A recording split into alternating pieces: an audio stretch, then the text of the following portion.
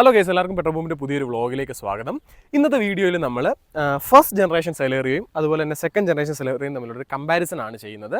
ഇത് ആക്ച്വലി ഒരു variant vice comparison അല്ല. കാര്യം ഈ കാണുന്നത് ഒരു ZX, അതായത് അന്നത്തെ ടോപ്പ് എൻഡ് വേരിയൻറ്റ് ഓട്ടോമാറ്റിക് വാഹനമാണ്. ഇത് പുതിയതെന്ന് പറയുന്നത് VXI മാനുവലുമാണ്. സോ നമ്മളൊരു വേരിയൻറ്റ് വൈസ് കമ്പാരിസൺ അല്ല ഇവിടെ ചെയ്യുന്നത്. മൊത്തത്തിൽ വണ്ടിയിൽ ഈ പറഞ്ഞ ഫസ്റ്റ് ജനറേഷനിൽ നിന്ന് സെക്കൻഡ് ജനറേഷനിലോട്ട് വന്നപ്പം എന്തൊക്കെ മാറ്റങ്ങളാണ് വന്നത്. സാധാരണ ഒരു വണ്ടിയിൽ ഒരു ജനറേഷൻ കഴിഞ്ഞ് അടുത്തൊരു പുതിയ ജനറേഷൻ വരുമ്പോൾ കൂടുതലും നല്ല കാര്യങ്ങളാണ് വരാറ്.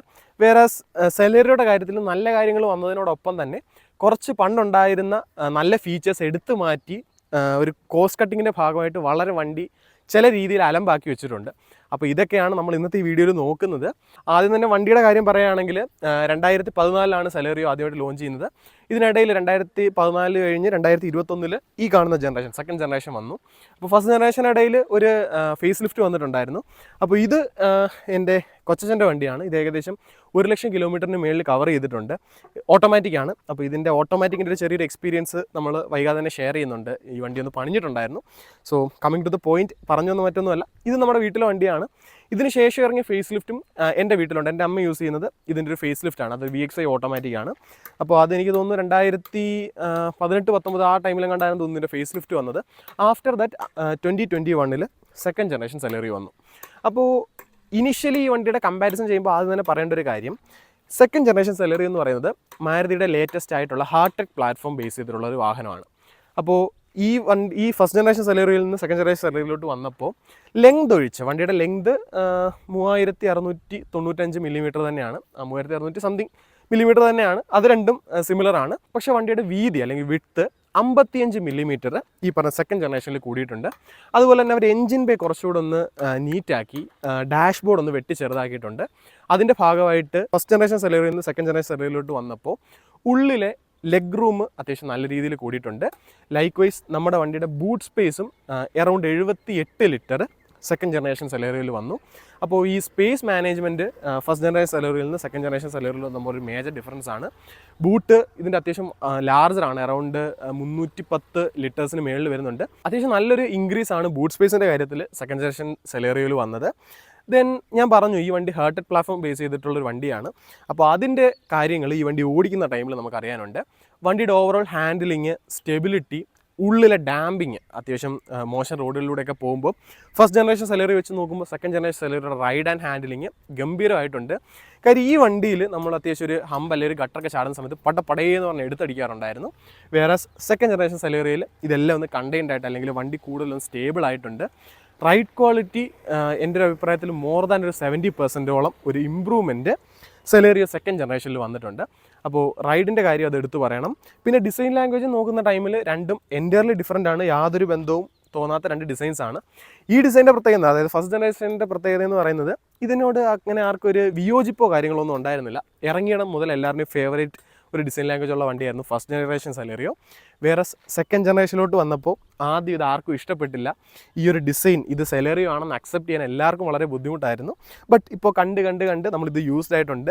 ഇപ്പോൾ എന്നെ സംബന്ധിച്ച് എനിക്ക് ഈ ഫസ്റ്റ് ജനറേഷൻ സെലേറിയോ കാട്ടി കുറച്ചുകൂടെ ഓടിച്ചു കഴിഞ്ഞപ്പോൾ എനിക്ക് പേഴ്സണലി സെക്കൻഡ് ജനറേഷൻ സെലേറിയോ ആണ് കൂടുതൽ ഇഷ്ടപ്പെട്ടത്. അതുപോലെ തന്നെ ഉള്ളിലെ സ്പേസിലും അത്യാവശ്യം നല്ലൊരു ഇമ്പ്രൂവ്മെൻറ്റ് സെലേറിയോയിൽ വന്നിട്ടുണ്ട്. പിന്നീട് രണ്ടാമതൊരു ചേഞ്ച് വന്നത് എഞ്ചിൻ്റെ കാര്യത്തിലാണ്. രണ്ട് വാഹനങ്ങളിലും വരുന്നത് K series 1 litre 3 cylinder naturally aspirated petrol എഞ്ചിനാണ്. ഇത് K10Bയും ഇത് K10Cയും. അപ്പോൾ K10Bയും Cയും തമ്മിലുള്ള ഡിഫറൻസ് എന്ന് പറയുന്നത് ഇതിൽ ഒരു സിലിണ്ടറിൽ ഒരു സിംഗിൾ ഫ്യൂൽ ഇഞ്ചക്ടർ ഉണ്ടായിരുന്നുള്ളൂ. എന്നാൽ K10Cയിൽ അല്ലെങ്കിൽ പുതിയ എഞ്ചിനിൽ ഒരു സിലിണ്ടറിൽ 2 ഫ്യൂൽ ഇഞ്ചക്ടേഴ്സ് വെച്ച് വന്നിട്ടുണ്ട്. അപ്പോൾ ഇവിടെ ബെറ്റർ ഫ്യൂലിംഗ് നടക്കുന്നതുകൊണ്ട് തന്നെ fuel efficiency comparatively first gen സെലേറിയോക്കാട്ടി കൂടുതൽ സെക്കൻഡ് ജെന്നിനാണ്. പക്ഷേ പവറിൻ്റെയും ടോർക്കിൻ്റെയും കാര്യത്തിൽ 1 bhp പവറും 1 Nm ടോർക്കും ഈ പറഞ്ഞ സെക്കൻഡ് ജനറേഷനിൽ കുറവാണ്. നമുക്കത് ഓടിക്കുമ്പോഴേ എനിക്ക് പേഴ്സണലി ഫീൽ ചെയ്തു. കുറച്ചുകൂടി ഒരു പഞ്ചിയറായിട്ട് അല്ലെങ്കിൽ ഒരു റോ പവർ നമുക്ക് പേഴ്സണലി ഫീൽ ചെയ്യുന്നത് ഫസ്റ്റ് ജനറേഷൻ സെലേറിയാണ് as compared to second generation. പക്ഷേ ഈ പറഞ്ഞ സെക്കൻഡ് ജനറേഷൻ വാഹനത്തിൻ്റെ ഉള്ളിലിരിക്കുമ്പോൾ നമുക്ക് കിട്ടുന്ന ഒരു ടോട്ടൽ കംഫർട്ട് ആൻഡ് കൺവീനിയൻസ് ഒക്കെ കാരണം ഈ പറഞ്ഞ പവറിൻ്റെ കുറവ് നമ്മൾ പലരും ശ്രദ്ധിക്കാറില്ല. പിന്നീട് സെലേറിയുടെ കാര്യത്തിലൊരു മാറ്റം വന്നത് ഫസ്റ്റ് ജനറേഷൻ സെലേറിയുടെ സ്റ്റിയറിംഗ് വീൽ കുറച്ചുകൂടെ ഒരു സ്റ്റിഫർ സ്റ്റിയറിംഗ് വീലായിരുന്നു. സെക്കൻഡ് ജനറേഷൻ വന്നപ്പോൾ സ്റ്റിയറിംഗ് വീൽ ഒന്ന് ലൈറ്റർ ആയിട്ടുണ്ട്. സോ വണ്ടി ഇപ്പം മാനുവർ ചെയ്യാൻ സെക്കൻഡ് ജനറേഷൻ സെലേറിയോ അത്യാവശ്യം കൺവീനിയൻ്റ് ആണ്. പക്ഷേ ഞാൻ നോട്ടീസ് ചെയ്തൊരു കാര്യം എന്ന് പറയുന്നത് ഫസ്റ്റ് ജനറേഷൻ സെലേറിയോ ഉണ്ടായിരുന്ന സ്റ്റിയറിംഗ് വീലിൻ്റെ ആ ഒരു ഫീൽ ആൻഡ് ഫീഡ്ബാക്ക് ഈ പറഞ്ഞ സെക്കൻഡ് ജനറേഷൻ സെലേറിയോയിൽ നമുക്ക് കിട്ടുന്നില്ല. അതുപോലെ തന്നെ സെൽഫ് സെൻറ്ററിങ്ങും ഈ പറഞ്ഞ കറണ്ട് ജനറേഷന് വളരെ മോശമാണ്. നമ്മൾ അത്യാവശ്യം നല്ലൊരു ഓഡിയോ ഒക്കെ എടുത്തു കഴിഞ്ഞാൽ ഒരു കാരണവശാലും ഈ സ്റ്റിയറിംഗ് തിരിഞ്ഞ് നൂന്ന് പ്രോപ്പർ സെൻറ്റർ പൊസിഷനിലോട്ട് വരുന്നില്ല. ഈ സെൽഫ് സെൻറ്ററിങ്ങിൻ്റെ ഇഷ്യൂ ഈ പർട്ടിക്കുലർ കാറിൻ്റെ പ്രശ്നമാണോ അതോ എല്ലാ സെലേറിയോയ്ക്കും ഇതുണ്ടോ എന്ന് എനിക്കറിയില്ല. സോ സെലേറിയോ യൂസ് ചെയ്യുന്നവരുണ്ട്, അല്ലെങ്കിൽ മറ്റ് സെലേറിയോകൾ ഓടിച്ചിട്ടുള്ളവരുണ്ട് എങ്കിൽ ഈ പറഞ്ഞ സെൽഫ് സെൻറ്ററിങ്ങിൻ്റെ ഇഷ്യൂ നിങ്ങൾക്ക് അനുഭവപ്പെട്ടിട്ടുണ്ടോ അതോ ഈ വണ്ടിയുടെ മാത്രം പ്രശ്നമാണോ എന്നുള്ളത് ജസ്റ്റ് കമൻറ്റിലൊന്ന് പറയാം. സോ നമ്മുടെ ഓഡിയൻസിന് അത് തീർച്ചയായിട്ടും ഹെൽപ്ഫുൾ ആവും. ദെൻ പഴയ സെലേറിയിൽ നിന്ന് പുതിയ സെലേറിയിലോട്ട് വന്നപ്പോൾ ഞാൻ പറഞ്ഞു പ്രൈസിൻ്റെ കാര്യത്തിൽ അത്യാവശ്യം നല്ലൊരു ഡിഫറൻസ് വന്നു. വേരിയൻറ്റ് വൈസ് നോക്കുമ്പോൾ ഏകദേശം ഒരു 1,20,000 മുതൽ 1,40,000 രൂപയുടെ ഡിഫറൻസ്. അതായത് പഴയ സെലേറിയോ ഒരു ബഡ്ജറ്റ് കാർ ആയിരുന്നെങ്കിൽ ഇത് കുറച്ചുകൂടി ഒരു എക്സ്പെൻസീവ് സൈഡിലോട്ട് പുതിയ സെലേറിയോ പോയിട്ടുണ്ട്. പക്ഷേ ഈ പറഞ്ഞ ഇത്രയും ഒരു പ്രീമിയം അല്ലെങ്കിൽ 1.25 ലക്ഷം രൂപയുടെ പ്രീമിയം വന്നപ്പോഴേക്കും 1-2 ഫീച്ചേഴ്സൊക്കെ ആഡ് ഓൺ ആയിട്ട് ഈ പറഞ്ഞ സെക്കൻഡ് ജനറേഷൻ സെലേറിയോയിൽ വന്നു.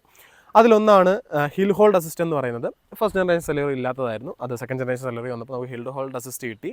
Then push button ignition, passive keyless entry, black coloured alloy wheel, അതുപോലെ touch screen, smart play studio എന്ന് പറയുന്ന ടച്ച് സ്ക്രീൻ. ഇതൊക്കെ നമുക്ക് സെക്കൻഡ് ജനറേഷൻ സെലേറിയോ വന്നപ്പോഴാണ് കിട്ടിയത്. ഫസ്റ്റ് ജനറേഷൻ സെലേറിയോയിൽ ഇതൊന്നും ഉണ്ടായിരുന്നില്ല. പക്ഷേ ഇങ്ങനെയുള്ള കുറച്ച് ഫീച്ചേഴ്സ് തന്നെങ്കിൽ പോലും ചില ഫീച്ചേഴ്സ്, ചില ബേസിക് ഫീച്ചേഴ്സിൻ്റെ കാര്യത്തിൽ മാരുതി ഒരുമാതിരി വൃത്തികെട്ട കോസ്റ്റ് കട്ടിങ് സെക്കൻഡ് ജനറേഷൻ സെലേറിയോയിൽ ചെയ്തു. അതിലൊന്നാമത്തെ കാര്യമാണ് ഈ കാണുന്ന ഡോർ ഹാൻഡിൽ എന്ന് പറയുന്നത്. നോർമൽ മാരുതിയുടെ ഹയർ എൻഡ് കാറുകളിലെല്ലാം കിട്ടുന്ന ആ ഒരു ഗ്രാബ് ടൈപ്പ് ഡോർ ഹാൻഡിലായിരുന്നു ഫസ്റ്റ് ജെന്നിൽ വന്നിരുന്നത്. എന്നാൽ സെക്കൻഡ് ജെന്നിലോട്ട് വന്നപ്പോൾ അവർ പണ്ട് നമ്മൾ മാരുതിയിൽ അല്ലെങ്കിൽ ഓൾട്ടോയിലൊക്കെ കണ്ട ആ ഒരു ഫ്ലാപ്പ് ടൈപ്പ് ഡോർ ഹാൻഡിലാണ് കൊടുത്തത്. ഇത് എനിക്ക് തോന്നുന്നു ബോഡി കളർഡ് കൊടുത്തത് നന്നായില്ലായിരുന്നെങ്കിൽ വെറും വധമായി പോയേനെ. ഇതിപ്പോൾ ഇവർ ഈ പറഞ്ഞ ഒരു downgrade, proper downgrade, cost കട്ടിങ്ങിന് വേണ്ടി മാത്രം ഒരു പ്രോപ്പർ ഡൗൺ ഗ്രേഡാണ് ഇതിൽ ചെയ്തു വെച്ചേക്കുന്നത്. അപ്പോൾ ഈ ടൈപ്പ് ഡോർ ഹാൻഡിൽ നമുക്ക് കീ ഇടാനുള്ള പ്രൊവിഷൻ ഈ പോർഷനിലായിട്ട് കൊടുക്കാൻ പറ്റും. വേറെ ഇതിൽ അങ്ങനെ പറ്റാത്തതുകൊണ്ട് തന്നെ ആ ഒരു കീ ഇടുന്ന ഹോള് വളരെ ഓക്വേർഡായിട്ടാണ് പൊസിഷൻ ചെയ്തേക്കുന്നത്. ഇനിയിപ്പോൾ ഇതിൻ്റെ ടോപ്പ് എൻഡിൽ നമുക്ക് പാസീവ് കീലെസ് എൻട്രി വരുന്നുണ്ട്. അതിൻ്റെ ആ ഒരു റിക്വസ്റ്റ് സെൻസർ വളരെ മോശമായിട്ട് ഇവിടെ ഒരു പ്രത്യേക ബസലിൽ ഉണ്ടാക്കി വെച്ചേക്കുന്നത് കാണാൻ പറ്റും. പ്രോബബ്ലി ഇത് VXI ആയതുകൊണ്ട് ആ ഒരു വൃത്തിയോടെ ഈ ഡോറിന് വരുന്നില്ല. അപ്പോൾ അത് മാരുതി ഇതിൽ ചെയ്തൊരു പന്ന കോസ്റ്റ് കട്ടിംഗ് ആണ്, എനിക്ക് ഒട്ടും അക്സെപ്റ്റ് ചെയ്യാൻ പറ്റാത്തൊരു കാര്യമാണ്. രണ്ടാമത് മാരുതി കോസ്റ്റ് കട്ടിങ്ങിന് വേണ്ടി ചെയ്തൊരു കാര്യമാണ് ഈ പറഞ്ഞ ഡോർ പാഡിൽ നിന്ന് പവർ വിൻഡോ കൺട്രോൾസും ORVMൻ്റെ കൺട്രോൾസും മാറ്റിയത്. ഈ ഒരു ഡോർ പാഡ് അപ്പോഴത്തേക്ക് അങ്ങ് ചെറുതായി, പണ്ട് ഇവിടം വരെ ഉണ്ടായിരുന്നു, അത് ഈ ഒരു ആംബ്രസ്റ്റിൻ്റെ പോർഷൻ ഹാഫായിട്ട് റെഡ്യൂസ് ആയി. അതിന് പകരം അവർ നമ്മുടെ എക്സ്പ്രസോയിലൊക്കെ കണ്ടതുപോലെ ഈ ഒരു സെൻറ്റർ കൺസോളിലിട്ട് നമ്മുടെ പവർ വിൻഡോ കൺട്രോൾസ് എടുത്ത് കൊടുത്തു. പവർ വിൻഡോ കൺട്രോൾസ് ഇത് ഇവിടെ ഇരിക്കുന്നത് കാണുമ്പോൾ തന്നെ ഒരു ചീപ്പർ ഫീൽ നമുക്ക് കിട്ടുന്നുണ്ട്. ആ ഒരു രീതിയിൽ ഈ പറഞ്ഞ ഡോർ പാഡിൻ്റെ കോസ്റ്റ് റെഡ്യൂസ് ചെയ്ത് അവർ കോസ്റ്റ് കട്ടിങ് ചെയ്തു. മോർ ഓവർ ബാക്കിലെ പവർ വിൻഡോയുടെ സ്വിച്ചസ് അവർ ഈ കാണുന്ന സെൻറ്റർ പോർഷനിലായിട്ട് കൊടുത്തു. സെൻറ്റർ പോർഷനിലായിട്ട് കൊടുത്തപ്പോൾ 2 ഗുണങ്ങളാണ് അവർക്കുണ്ടായത്. ഒന്നാമത്തെ കാര്യം ബാക്കിലത്തെ ഡോർ പാഡിൻ്റെ ഇത്രയും പോർഷൻ അവർക്ക് ലാഭിക്കാൻ പറ്റി. രണ്ടാമത്തെ കാര്യം 2 സ്വിച്ചസും ലാഭിക്കാൻ പറ്റി. കാര്യം ഇവിടെ സ്വിച്ച് കൊടുത്തുകൊണ്ട് തന്നെ മുന്നിലിരിക്കുന്നവർക്കും പുറകെ ഇരിക്കുന്നവർക്കും ഒരേപോലെ ഓപ്പറേറ്റ് ചെയ്യാൻ പറ്റും. അതുകൊണ്ട് 2 സ്വിച്ചും കോസ്റ്റ് കട്ടിങ്ങിന് വേണ്ടി ചെയ്തിട്ടുണ്ട്. അപ്പോൾ ഈ പറഞ്ഞ 2 കാര്യങ്ങൾ, ഇത്ര ഈ 1.25 ലക്ഷം രൂപ കൂട്ടി കൊടുത്തിട്ടും ഈ പറഞ്ഞ ഫീച്ചേഴ്സ് ഇൻട്രൊഡ്യൂസ് ചെയ്യാത്തതിലല്ല, ക്യാരി ഓവർ ചെയ്യാത്തതിൽ എനിക്ക് വളരെ ഒരു അതൃപ്തിയുണ്ട്. അത് കോസ്റ്റ് കട്ടിങ്ങിന് വേണ്ടി ഇത്രയും ഇതിൻ്റെ ടോപ്പിന് ഏകദേശം 8 ലക്ഷത്തിന് മുകളിൽ വരുന്നുണ്ട്. അപ്പോൾ ഇത്രയും വില കൂടിയൊരു വാഹനത്തിൽ ഇങ്ങനെ വളരെ മോശമായിട്ട് കോസ്റ്റ് കട്ടിങ് ചെയ്തതിനോട് ഞാനൊട്ടും യോജിക്കുന്നില്ല. പിന്നീട് പുതിയ സെലേറിയോ വന്നപ്പോൾ ഉണ്ടായ ഒരു ഡൗൺ ഗ്രേഡ് അല്ലെങ്കിൽ കോസ്റ്റ് കട്ടിങ് എന്ന് പറയുന്നത് ഹെഡ് ലാമ്പ് ലെവലറിൻ്റെ കാര്യത്തിലാണ്. നമുക്ക് ഫസ്റ്റ് ജനറേഷൻ സെലേറിയോയിൽ ആ ഒരു സ്ലൈഡിങ് സ്വിച്ച് ആയിരുന്നു നമുക്ക് കിട്ടിയിരുന്നത് ഈ ഒരു പോർഷനിലായിട്ട്. വേറെ പുതിയ സെലേറിയോയിൽ അവർ കേബിൾ മെക്കാനിസം, നമ്മുടെ പണ്ടത്തെ മാരുതി കാറുകളിലൊക്കെ കാണുന്ന ആ ഒരു മെക്കാനിസമാണ് കൊടുത്തേക്കുന്നത്. ഇത് തിരിച്ചു വന്നിരുന്നത് ഈ ഒരു മെക്കാനിസം എക്സ്പ്രസോയിലാണ്. ആ ഒരു സംഭവം ഈ പറഞ്ഞ അതിൻ്റെ ഒരു ഹയർ സെഗ്മെൻറ്റ് അല്ലെങ്കിൽ കുറച്ചുകൂടി പ്രീമിയം സെഗ്മെൻറ്റായ സെലേറിയോയിലേക്ക് എടുത്ത് കൊടുത്തത് വളരെ മോശമായി. ഇപ്പോൾ ഇത്തരത്തിലുള്ള കോസ്റ്റ് കട്ടിംഗ് ഒന്നും നമ്മൾ ഈ പറഞ്ഞ ഒരു 8.5 ലക്ഷം രൂപ വിലയുള്ള കാറിൽ ഒരിക്കലും പ്രതീക്ഷിക്കുന്ന ഫീച്ചേഴ്സ് അല്ല ഇതെന്ന് പറയുന്നത്. അതുപോലെ തന്നെ പണ്ട് വാഗണറിൽ ഉണ്ടായിരുന്ന ആ ഒരു ORVMസിൻ്റെ അഡ്ജസ്റ്റ്മെൻറ്റ്, ഇത് നമ്മൾ രണ്ടാമത് കണ്ടിരുന്നത് പഴയ ബ്രസയിലായിരുന്നു. അപ്പോൾ ആ ഒരു സംഭവം ആസ് എ ഡൗൺ ഗ്രേഡ് പണ്ടത്തതിനകത്തിലുണ്ടായിരുന്നതിനെക്കാട്ടി എൻ്റെ ഡിഫറൻ്റ് ആയിട്ട് ഈ പറഞ്ഞ പവറിൻ്റെ കൺട്രോൾസും കോസ്റ്റ് കട്ടിങ്ങിന് വേണ്ടി ഇവിടെ കൊണ്ടുവന്ന് വെച്ചു. സോ അതൊക്കെയാണ് ഇതിൻ്റെ ഒരു ഡിസഡ്വാൻറ്റേജ് എന്ന് പറയുന്നത്. അഡ്വാൻറ്റേജ് ആയിട്ട് പറയാൻ പറ്റുന്നത് ഇതിപ്പോൾ ടോപ്പ് എൻഡ് ആയിരുന്നെങ്കിൽ ഇവിടെ ഒരു പുഷ് ബട്ടൺ ഇഗ്നിഷൻ്റെ ബട്ടൺ വന്നേനെ. അതുപോലെ സെൻറ്ററിൽ ഒരു നമ്മുടെ മാരുതിയുടെ സ്മാർട്ട് പ്ലേ സ്റ്റുഡിയോ എന്ന് പറയുന്ന വയർഡ് ആപ്പിൾ കാർപ്ലേയും വയർഡ് ആൻഡ്രോയിഡ് ഓട്ടോയുള്ള ആ ഒരു 7 ഇഞ്ചിൻ്റെ ടച്ച് സ്ക്രീൻ യൂണിറ്റ് വന്നേനെ. ഓട്ടോമാറ്റിക് ആയിരുന്നെങ്കിൽ ഹിൽ ഹോൾഡ് അസിസ്റ്റ് വന്നേനെ. അപ്പോൾ ഇത്രയൊക്കെയാണ് ഈ ഒരു വണ്ടിയുടെ ഫീച്ചർ വൈസിലുണ്ടായ ഡിഫറൻസ് എന്ന് പറയുന്നത്.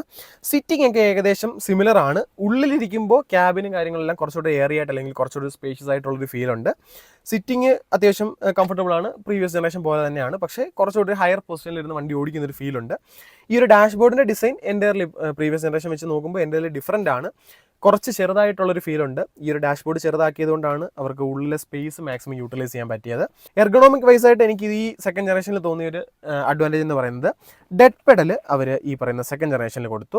ഫസ്റ്റ് ജനറേഷനിൽ ഇത്തരത്തിലൊരു ഡെഡ് പെഡൽ ഇല്ലായിരുന്നു. ഈവൻ ഓട്ടോമാറ്റിക്കിന് പോലും അവർ ഡെഡ് പെഡൽ കൊടുക്കുന്നില്ലായിരുന്നു. അപ്പോൾ ഇത് ഇവിടെ ഒരു അഡ്വാൻറ്റേജ് ആണ്. പിന്നെ വണ്ടി മൊത്തത്തിലൊന്ന് മാറിയിട്ടുണ്ട്. ഞാൻ പറഞ്ഞ ഡോർ പാഡുകൾ മാറി, സ്റ്റിയറിംഗ് വീല് മാറി. പണ്ട് നമ്മുടെ സ്വിഫ്റ്റ് ഡിസയറിലും സ്വിഫ്റ്റിലൊക്കെ ഉണ്ടായിരുന്ന സ്റ്റിയറിംഗ് വീലാണ് ഫസ്റ്റ് ജനിൽ വന്നുകൊണ്ടിരുന്നത്. അതിപ്പോൾ ഈ ഒരു ജനറേഷൻ വന്നപ്പോൾ മാറിയിട്ടുണ്ട്. HVAC കൺട്രോൾസ്, AC കൺട്രോൾസും ബാക്കിയെല്ലാം നിയർലി സെയിം ആണ്. ദെൻ ഉള്ളിൽ ക്യാബിൻ അത്യാവശ്യം ഏറിയാണ്, സീറ്റുകൾ ഇരിക്കാൻ കംഫർട്ടബിൾ ആണ്.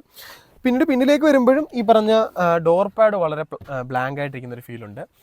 ഒരു കാര്യം ഞാൻ പറയാൻ വിട്ടുപോയി, ഫസ്റ്റ് ജെൻ സെലേറിയയിൽ നമുക്ക് ഡോർ പാഡിൽ കുറച്ച് സോഫ്റ്റ് ടച്ച് മെറ്റീരിയൽ, ഒരു ഫാബ്രിക് മെറ്റീരിയലൊക്കെ വരുന്നുണ്ടായിരുന്നു. സെക്കൻഡ് ജെൻ വന്നപ്പോൾ അതെല്ലാം എടുത്ത് കളഞ്ഞു കോസ്റ്റ് കട്ടിങ്ങിന് വേണ്ടി. ദെൻ പിന്നിലെ സീറ്റുകളും അത്യാവശ്യം കംഫർട്ടബിൾ ആണ്. എനിക്ക് പ്രീവിയസ് ജനറേഷൻ സെലറി വെച്ച് ആ വണ്ടിയിൽ ഇരുന്നിട്ട് ഇതിലോട്ട് പെട്ടെന്ന് കയറി ഇരുന്നപ്പോൾ സീറ്റുകൾ ഇതിൻ്റെ കുറച്ചുകൂടി കംഫർട്ടായിട്ട് ഫീൽ ചെയ്തു. ഒരുപക്ഷെ ആ ഒരു സീറ്റിൻ്റെ കുഷ്യനിങ് കുറച്ച് നഷ്ടപ്പെട്ടതുകൊണ്ടായിരിക്കണം കാലക്രമേണ, ഏകദേശം 1 ലക്ഷം കിലോമീറ്റർ ഓടിയ ഒരു വണ്ടിയാണ്. കാലക്രമേണ ആ കുഷ്യനിങ് അഫക്റ്റ് ആയതുകൊണ്ടായിരിക്കണം ഈ പറഞ്ഞ കംഫർട്ടബിലിറ്റി എനിക്ക് ഈ ഒരു വാഹനത്തിൽ കൂടുതലായിട്ട് ഫീൽ ചെയ്തത്.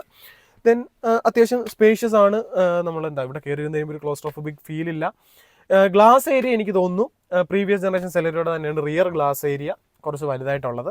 ഇവിടെ കുറച്ചൊന്ന് ചെറുതായിട്ടുണ്ട്, എങ്കിലും ക്യാബിൻ അത്യാവശ്യം ഏറിയാണ്.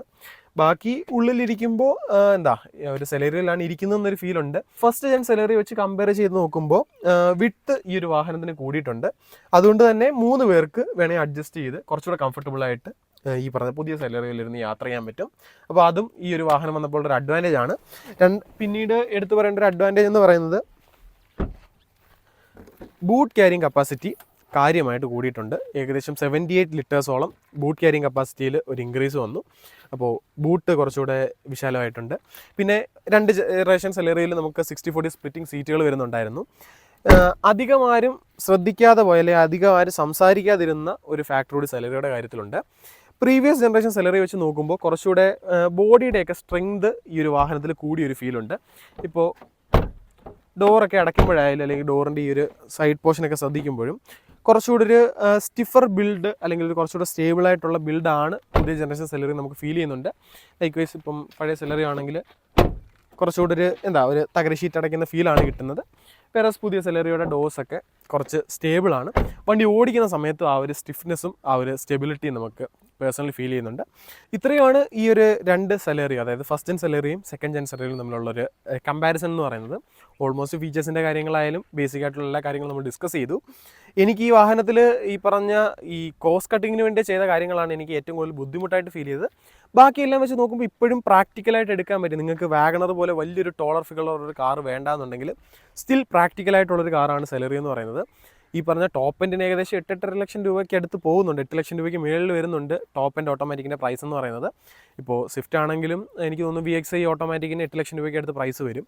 അപ്പോൾ വണ്ടികളുടെ പ്രൈസ് എല്ലാം കൂടുന്നുണ്ട്. അതിൻ്റെ ഭാഗമായിട്ട് സെലറിക്കും പ്രൈസ് കൂടി. പലർക്കും ഡൈജസ്റ്റ് ചെയ്യാൻ പറ്റാതിരുന്നത് ഈ പറഞ്ഞ ആദ്യം ലുക്കായിരുന്നു, പിന്നെ അത് യൂസ്ഡായി. രണ്ടാമതായിട്ട് ഈ പറഞ്ഞ അനാവശ്യമായിട്ട് ചെയ്ത കോസ്റ്റ് കട്ടിങ് ആണ്. അപ്പോൾ അതിനൊന്നും നമുക്ക് ചെയ്യാൻ പറ്റില്ല. നിങ്ങളൊരു പ്രാക്ടിക്കൽ കാർ നോക്കുന്നു, ഈ പറഞ്ഞ പോലെ വാഗണർ വേണ്ട, കുറച്ചുകൂടി കോമ്പാക്റ്റ് ആയിട്ടുള്ള കാറാണ് വേണ്ടത്, സിറ്റി യൂസൊക്കെ പ്രിഫർ ചെയ്യുന്നവരാണെങ്കിൽ ഡെഫിനറ്റ്ലി പുതിയ സെലറി ഒരു സെൻസിബിൾ ഓപ്ഷൻ തന്നെയാണ്. പിന്നെ ഇതിൻ്റെ അടിയായിട്ട് വന്നതെന്ന് പറയുന്നത് ആൾട്ടോ K10 വന്നപ്പോൾ സ്പേസിൻ്റെ കാര്യത്തിൽ മാത്രമാണ് ഈ ഒരു സെലറിക്കൊരു അപ്പർ ഹാൻഡ് വന്നത്. ബാക്കി എല്ലാ വയസ്സും നിയർലി സെയിം ഫീച്ചേഴ്സൊക്കെ ആൾട്ടോ K10ലും കിട്ടുന്നുണ്ട്. സെയിം എഞ്ചിനുമാണ് വരുന്നത്.